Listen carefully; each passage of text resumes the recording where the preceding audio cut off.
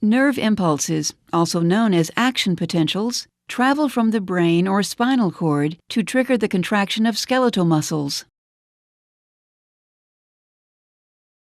An action potential propagates down a motor neuron to a skeletal muscle fiber.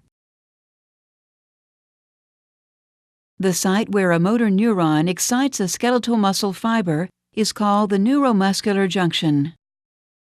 This junction is a chemical synapse consisting of the points of contact between the axon terminals of a motor neuron and the motor end plate of a skeletal muscle fiber. The events at the neuromuscular junction occur in 7 coordinated steps. Step 1. An action potential travels the length of the axon of a motor neuron to an axon terminal.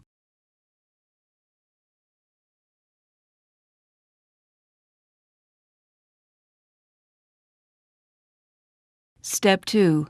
Voltage-gated calcium channels open and calcium ions diffuse into the terminal. Step 3.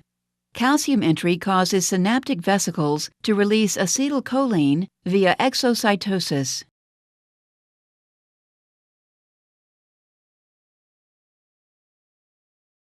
Step 4. Acetylcholine diffuses across the synaptic cleft and binds to acetylcholine receptors, which contain ligand-gated cation channels. Step 5. These ligand-gated cation channels open. Step 6. Sodium ions, shown here in red, enter the muscle fiber, and potassium ions, shown here in blue, exit the muscle fiber.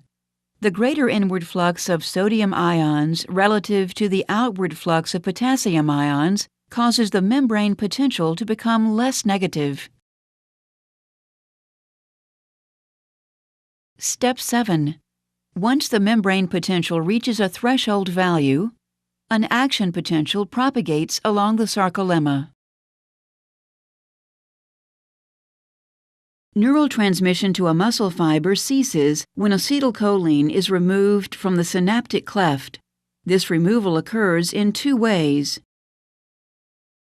1. Acetylcholine diffuses away from the synapse. 2. Acetylcholine is broken down by the enzyme acetylcholinesterase to acetic acid and choline. Choline is then transported into the axon terminal for the resynthesis of acetylcholine.